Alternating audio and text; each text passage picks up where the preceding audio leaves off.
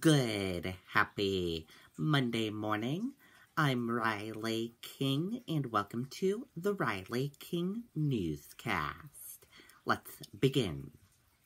First up, deadly apartment fire under investigation in Salem. Let's take a listen to the video from WMUR News 9.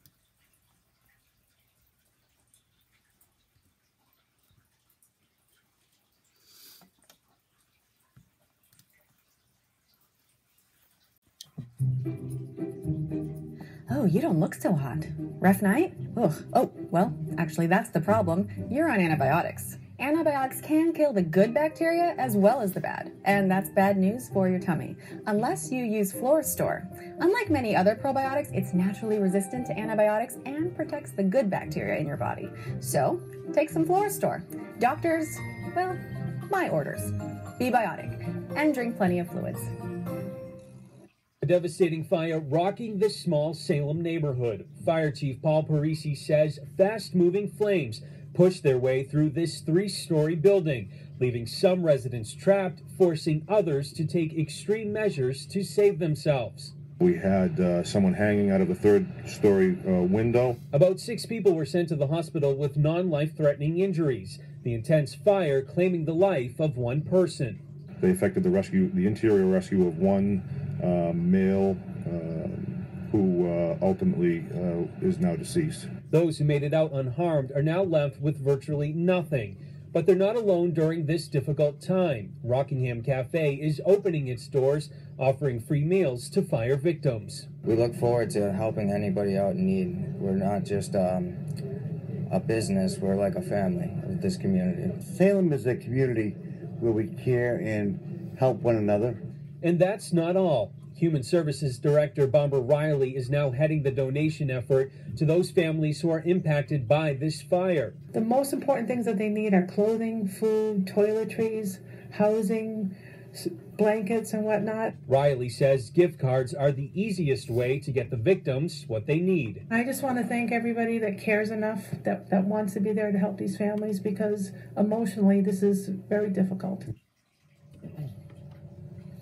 Despite this tragedy, it really is amazing to see everybody come together. Now, if you would like to help the victims of this fire, there is a number at the bottom of the screen that you can call, 603-890-2130. We're live here in Salem tonight. I'm Tim Callery, WMUR News 9. Okay, and there you go on that video and that report.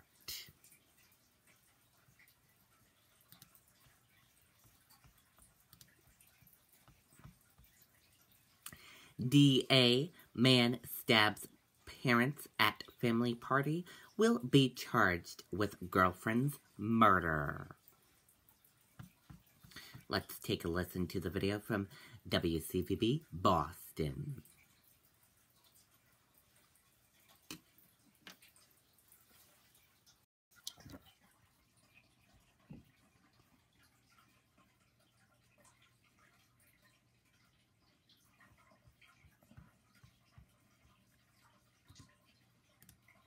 It just seemed like he came here on one mission. A mission, police say, to kill his own parents. 24-year-old Benjamin Walsh walked into the Primavera restaurant in Millis Saturday night and, according to investigators, pulled out a knife and stabbed his mother and father. When the police arrived, they found 2 individuals needing medical attention from stab wounds. The family gathered there for a 70th birthday party, and it was the family that was able to subdue Walsh and hold him until police arrived.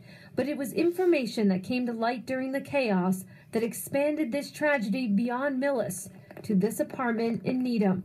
The police learned and gained information that it was necessary to do a well-being check. Police walked upstairs to find the body of Walsh's girlfriend. They lived here together. She, too, was the victim of a stabbing. I think it was clear to the Needham police at the time they arrived that she had passed away. Police say there was no history with Walsh, no indication so far that anything like this would happen. Now 2 communities are reeling with the senseless loss of a young woman and the attack of 2 others with strong ties to the town where this happened.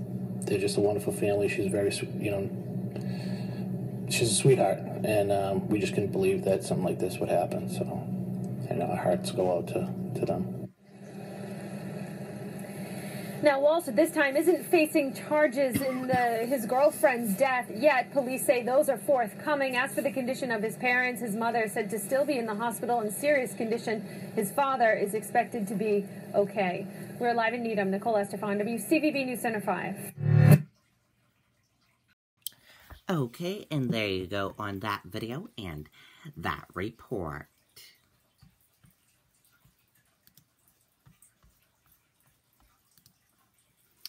Former BIW union rep who stole $280K to feed addiction to be sentenced. The former Secretary-Treasury of the largest union at Bath Iron Works will be sentenced Monday after he pleaded guilty to embezzling more than $280K in union funds.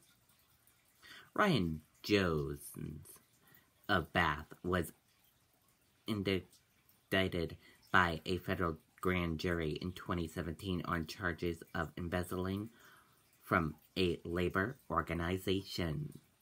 According to court documents, Jones's lawyer is asking a judge to sentence his client a year in federal prison. According to court documents, Jones served as Secretary-Treasurer of Local S6 of the International Association of Mechanics and Upper Space Workers for May of 2012 and November of last year. During that time, federal prosecutors said Jones stole nearly $881K in union funds. According to court documents, Jones stole the money to support a cocaine addict. His lawyer wrote on court documents that Jones has been attending Narcotic Anonymous meetings and no longer uses drugs. Under the terms of a plea agreement, Jones will be sentenced to no more than 5 years in prison and could be fined up to $10,000. Jones could be required to pay restitution to the union, according to court documents.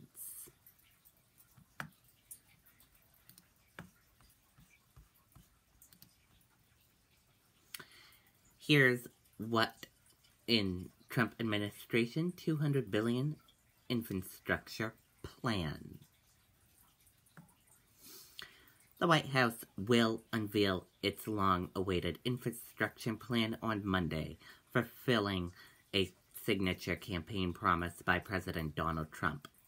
The proposal includes $200 billion in federal infrastructure spending over a decade, which would be paid for through cuts elsewhere in the budget. Former White House aide's ex-wife lashes back at Trump. Let's take a listen to the video from ABC News. What's so natural in Splenda Naturals stevia sweetener? Everything. We start with stevia leaves and extract only the sweetest parts. So unlike other stevia sweeteners, Splenda Naturals has no bitter aftertaste. Just 100% natural sweetness for the best tasting stevia. Now that's sweet. Backlash against President Trump after 2 White House staff members were let go amid accusations of domestic abuse. The president repeatedly expressing sympathy for the men, lamenting their shattered lives, calling for due process. Tonight, among those crying foul, an ex-wife of one of those former staffers who says the president has implied she's a liar. ABC's David Wright is at the White House tonight. Tonight, President Trump on the defensive for lavishing praise on former White House Staff Secretary Rob Porter, even after both Porter's ex-wives accused him of domestic abuse. He says he's innocent, and I think you have to remember that. He came and grabbed me by the shoulders here and pulled me out of the shower in a rage. Today, one of Porter's exes, Jenny Willoughby, recounts her own anguished response to the president's remarks in Time magazine. Quote, "I was floored," she writes. "My friend turned to me and said, 'The President of the United States just called you a liar.'" She also expressed outrage over the president's Saturday tweet, railing against false accusations and demanding due process for men accused of sexual misconduct. Senator Kirsten Gillibrand reminded her constituents that more than a dozen women have accused Trump, tweeting, "If he wants due process, let's have congressional hearings tomorrow." Those accusers have had their day on your network and elsewhere for a long time. They have no witnesses. There's nobody around. It's a total setup. Trump adamantly denies he ever groped any of his accusers. Believe me, she would not be my first choice, that I can tell you.